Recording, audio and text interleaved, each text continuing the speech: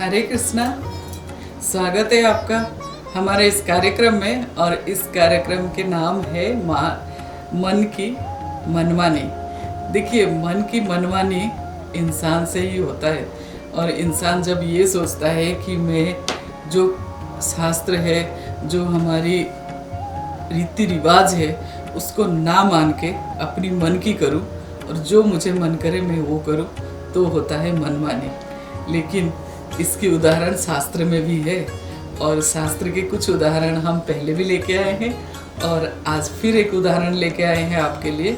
देखिए, ये सब चाहे वो देवता हो चाहे वो इंसान, अगर मन की मनमानी करने लगता है तो उसको उसका फल भोगना ही पड़ता है। तो ये है राजा पुरवाह के बारे में। राजा पुरवाह जो है वो है हमारे राजा सोम के बेटे। क्या हुआ कि जो हमारे ब्रह्मा जी है वो उत्पन्न हुए हमारे गर्भोदख्याय विष्णु के नाभि कमल से। और गर्भोदख्याय विष्णु जी के नाभि कमल से जब ब्रह्मा जी उत्पन्न हुए, उनके ब्रह्मा जी से उत्पन्न हुए अत्रि मुनि। और अत्रि मुनि का पुत्र हुआ सोम।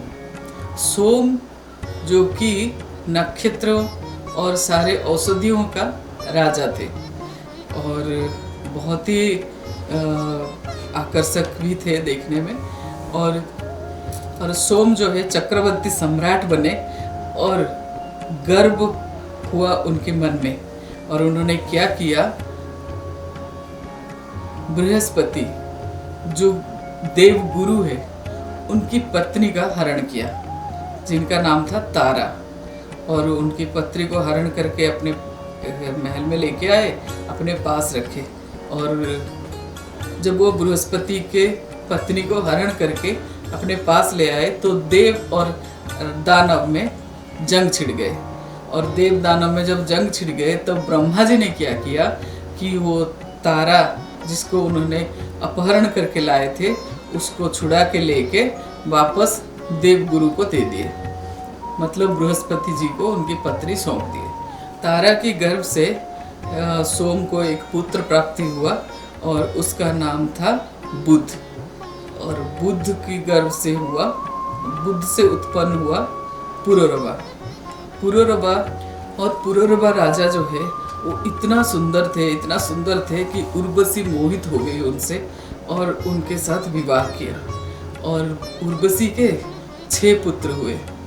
और उसमें उसके बाद पुरुरवा को छोड़ के अपने स्वर्गलोक चली गई। और पुरुरवा जो है बड़े दुखी रहने लगे, विक्षिप्त रहने लगे। और उनका जो राजपाट है वो भी थोड़ा ऐसे ही होने लग गया, ठीक से देख रेख नहीं कर पाए। और लेकिन कई सालों बाद ये दोनों जो है फिर से मिले थे कुरुक्षेत्र में। और कुरुक्षेत्र में इन लोगों का फिर से मिलन हुआ था। लेकिन उस टाइम जो पुरुरवा है उन्होंने उर्वशी से बोला कि तुम्हारे बिना रहना मेरे लिए बहुत ही मुश्किल हो रहा है, तो तुम वापस मेरे पास आ जाओ। तो तब उर्वशी ने बोला कि मैं नहीं आ सकता, लेकिन मैं साल में 1 दिन तुम्हारे साथ रह सकता हूँ। और वो 1 दिन के लिए राजा पुरुरवा जो है एकदम से देखते रहते थे कि कब वो 1 दिन आएगा। देखिए, ये सब क्यों प्रॉब्लम हो रहा था, क्यों इतना दुखी हो रहे थे ये क्यों इतना दुखी हो रहे थे। ये सिर्फ इसलिए है क्योंकि ये काम के वशीभूत थे। और उर्वशी को जो प्यार कर रहे थे, उर्वशी के लिए जो प्यार था वो भी काम की वशीभूत था। तो यही होता है मन की मनमानी। जब मन की मनमानी करने लगते हैं तो बड़े बड़े राजा भी ध्वस्त हो जाते हैं। तो मन की मनमानी से बचना चाहिए।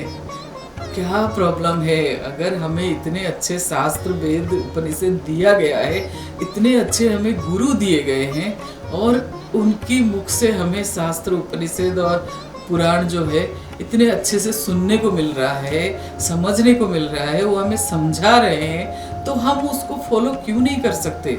अगर हम थोड़ी सी प्रयास करें तो ये जो मन की मनमानी है उससे बच पाएंगे।